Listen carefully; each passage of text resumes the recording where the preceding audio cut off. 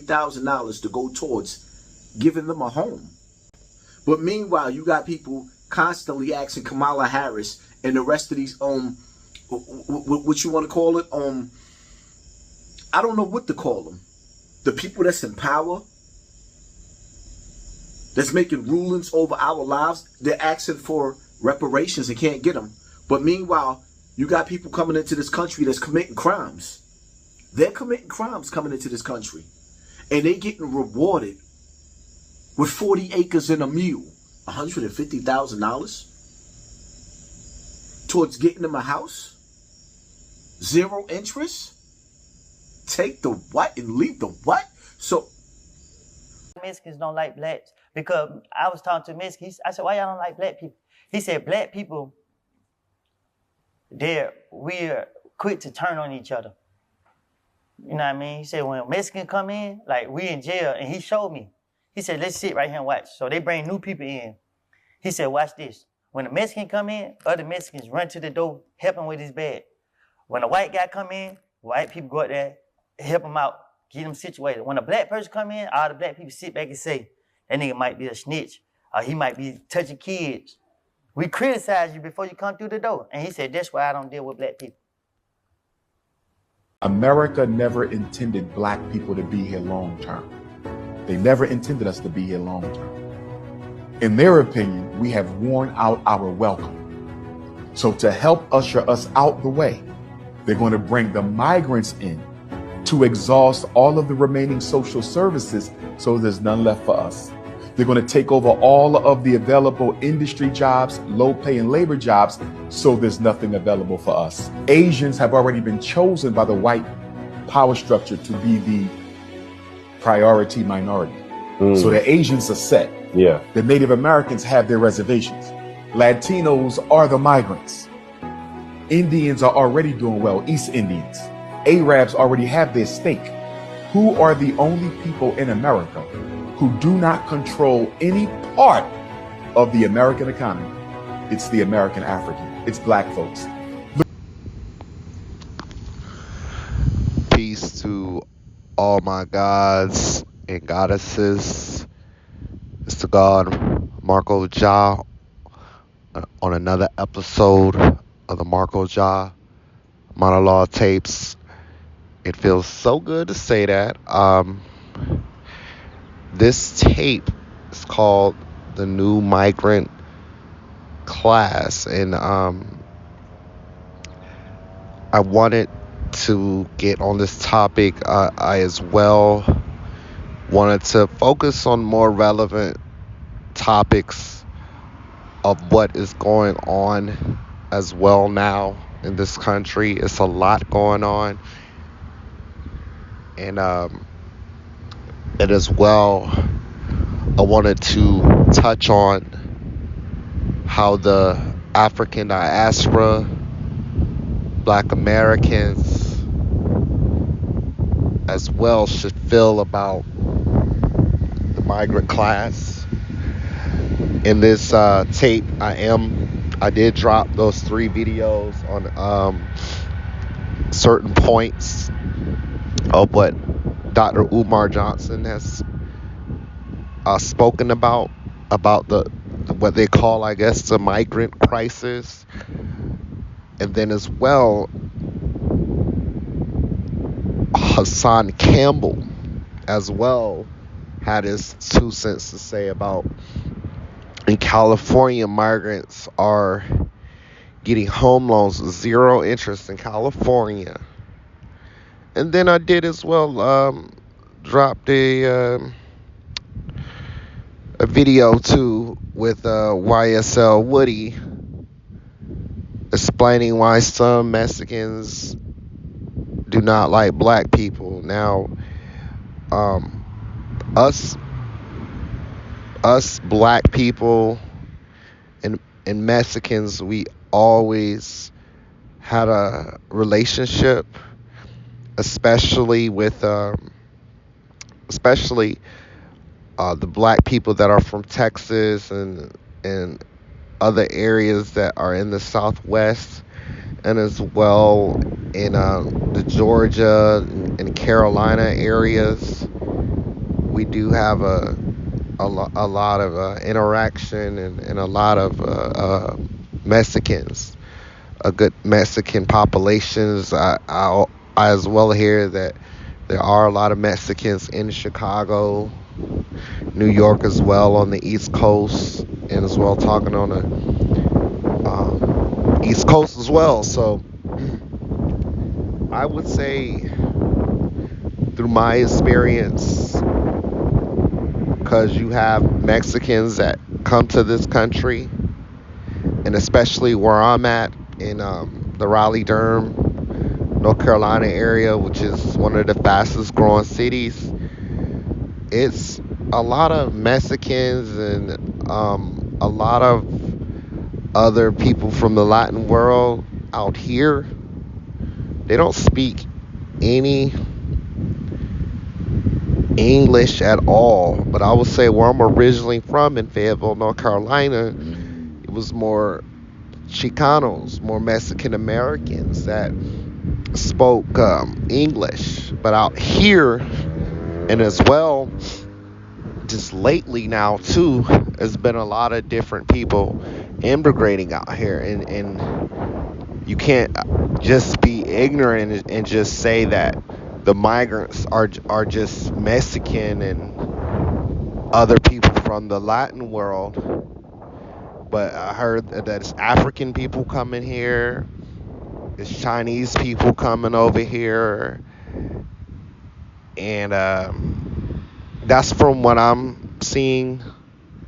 A lot of Africans, a lot of Chinese people, and a lot of people from Latin America. So the funny thing is, you don't hear this going on in Canada and all this, but this is a tactic and a move that has been going on with the Democratic. I would want to say the radical left, but the Democratic Party. And me personally, I'm not like too crazy tight on immigration, and this might be like a long drawn out video because I have a lot to say about this topic. I just don't know how I'm gonna really start it because I'm just kind of going off top of the head. I don't really prepare myself with any notes or anything, but I don't have a problem with Mexicans and other Latin Americans from people from the Latin world coming over here. I feel like this is their country as well too. Mexicans have been in the Americas since the beginning of time, if that's what you want to call them. Mexicans, I honestly really just consider them Native Americans who speak Spanish, but they identify as Spanish people. They identify as, hey, their ancestry comes from Europe. That's maybe one thing that I never understood about Mexicans and other Latin and Hispanic people is like, why are they proud of their Spanish European ancestry when the Europeans, the Spaniards, the Portuguese, they just came over here and just slaughtered and brought disease and subjugated your native peoples. I don't even really know the whole history when it comes to Mexico. I did want to say that and point that out of why majority of the Mexican population took on Spanish names. But I do know that in the Latin world in Mexico, there are Native Americans, just like how we have Native Americans out here, that they take on their Native American languages and have Native American last names. But that's from what I get, that Mexicans, they're proud of their Aztec culture and they're proud of their white European culture as well, but they don't really identify with their Native American heritage. But I don't have a problem with people from Latin America and Mexico coming over here, because I feel like it's their country. We all on the West Coast, we have cities that are in Spanish. We even have a state called New Mexico. So, you know, it was a point in time where the white man, or especially people with political power, did not want the Mexicans to flood and come over here, just due to some whites not wanting to be the minority anymore, and don't want certain jobs to be taken. But now I would say white people on the left side, on the radical left, now they want the migrants and Mexicans now to come in now. And I don't mind them coming in, but I just, from my third eye, just see what's going on. That's how I really feel, that they're trying to replace the black African American working class. They are telling us covertly that they don't need us anymore. They are, that's what they're giving us a middle finger. I would say during the time when Donald Trump and Hillary Clinton was running for office, it was a need in cater and pandering to the black vote. But I say with this election, Democrats, that's what I'm seeing, they don't even really try to pander or talk to black people anymore. And it's obviously of what they're doing. And I agree with what Umar Johnson is saying, Hassan Campbell, and YSL Woody, is that a lot of these I would say mainly Mexicans, don't really like black people. I know, like in California, they have this code of black and brown love, and us Hispanics, us blacks and Hispanics, we go through the similar things. But I will say that Mexicans are a little more on the entrepreneurial side in their community. They have a little more than us. They have crime. They live in the same neighborhood as us, especially in the Raleigh-Durham area. But I see them selling cotton candy and fruit on the street. Even sometimes it could be illegal that they're doing it. I see them with food trucks. I see them helping each other out. They stick together more. But when it comes to partying or having a good time, or Mexicans are welcoming and they share their food and their beer, but when it comes to us being in prison together, or when it comes to us trying to get jobs, it's a competitiveness. And they don't, I would say us blacks and Mexicans have more in common. And we have more in common. We all live in the same neighborhoods, but we live in peace together where I'm from, but it's segregated. The Mexicans really don't, I'll say other Latin American groups mess with us black people, especially Haitian people as well. But the Mexicans, they don't really mess with us like that. And even in the California prison, Mexicans, they side more with the Aryan Brotherhood.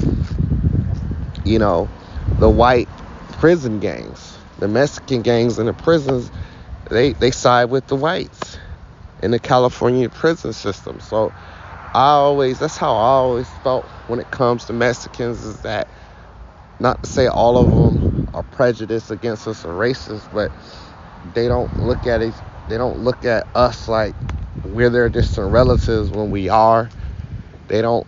A lot of Hispanics have black people in their family or have part black ancestry in them of African heritage, and it's a lot of Mexicans that are black or that are have a darker complexion than us black people. But that's always what I see when it comes to Mexicans. They're proud of their white European heritage, and when shit hits the fan, they always side with the white man, even though for the past 30, 40 years, the white man always acted unwelcome to the Mexicans and other Hispanics of Latin America. But now the white left power structure now is seeing a use for Mexicans and replacing us, pushing us out the way. But it should be a reminder to us that us black people by 2030, we need to really get our stuff together. We need to either develop some trades. We need to start buying land, buying weapons, get prepared. Because I'm surprised. We're already halfway done with this decade. We're in the 20s. And by 2030, I tell you that it ain't going to be no more fast food restaurants, jobs to apply to no more. It's not going to be, they're not going to be giving welfare to us anymore like that. They're not going to be giving us food stamps to us anymore like that. They're not. We're not going to be able to get Section 8 and housing breaks like that anymore, because the Hispanic, Mexican, and other Hispanic groups are going to overpopulate us. They're going to be the majority probably in the next 20 years, by 2050, 2040. I would say maybe it's kind of smart of what the white liberals are doing, knowing that, hey, us white people, we're going to be a minority. Just give me a moment. It's the fire truck.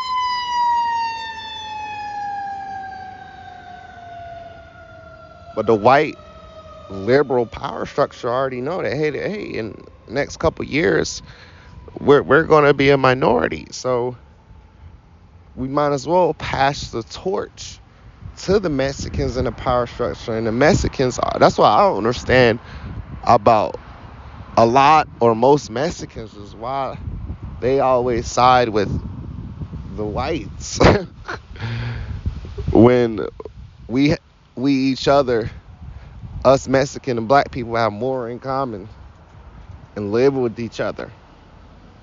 So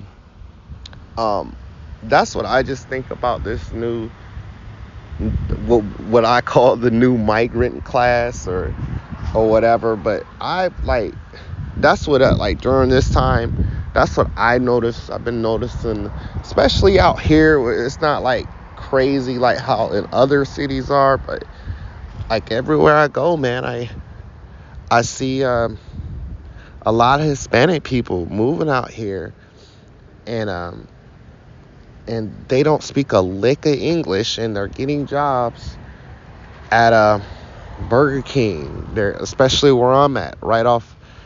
I don't want to maybe give what street I live off of, but at the Wendy's where I live at, I'll say the hotels, and I see that they're not owning these fast food restaurants, but they don't have to speak a lick of English. They're getting these fast food jobs. The manager is Mexican, Hispanic, and what they're doing, they're just hiring all Hispanics, not giving any jobs to black people. Maybe you might see maybe one or two of them, but that's what I've seen and that's what the point Umar was saying, like, especially the Indians that are buying out these subways. It's Subway is a fast food chain restaurant where it doesn't take a lot of money to upkeep a Subway. It's more Subways than McDonald's now. But at this one Subway I live at, it's like only 4 Indians that work there, and they work there almost every day.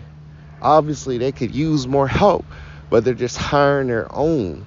So I just think, I feel like us as Americans, we're all immigrants, except maybe the natives and the Mexicans that have been here in this continent since the beginning of time. But us all, we're all immigrants.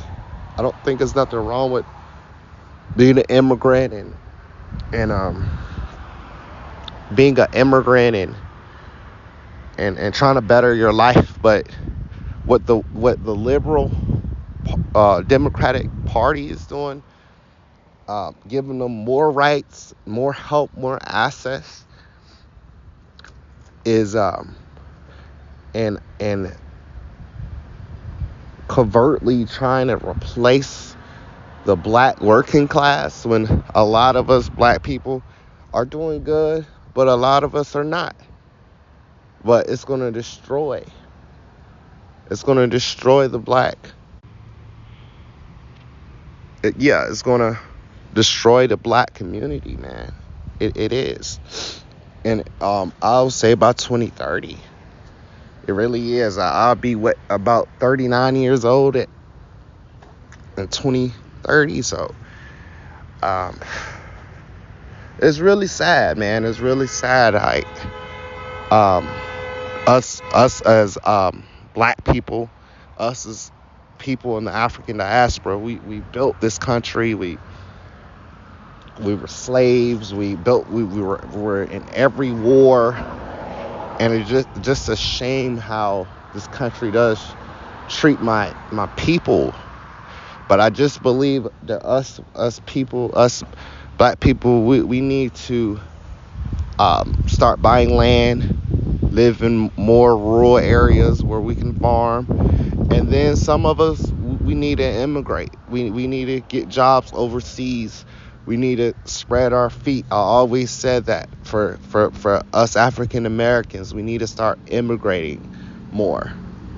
We need to start immigrating and go to other countries, trying something different, trying something else. But we're so brainwashed to think that this is the best that we can do. Where it's a lot of wealth and a lot of land and a lot of other places in the world that will welcome us with a red carpet, especially these African countries giving African Americans citizenship, which is what we should promote as a law of return to the motherland. But I want to leave this video in saying that, we're just like Martin Luther King said before he died.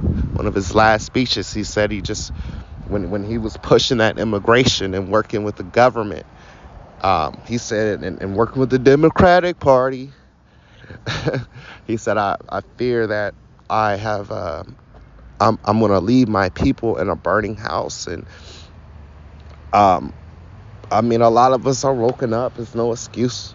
We got smartphones. We have books. Information is out there. Is no. I'll say maybe back in the day, I could give black people a pass for not what they call being woke, but I'll say us black people, we really gotta wake up, especially when this decade ends. It's gonna be on. It's gonna be blood sport. Like, we already suffering a lot already, but I would say, man, us black people, we have no business voting Democrat. Or at least we need to come together and put money together and get a Democratic or Republican to do for us, because that's the only way you're going to control a politician. But there's more I could say about this, man. I might speak on it later. I'm going to do another tape about talking about the election. I want to say peace to all my gods and goddesses. I might want to do a part 2 to this video, but y'all have a good one. I'll see y'all on another episode of the MarcoJah Model Law Tapes. Peace to all my gods and goddesses and all righteous families of the earth.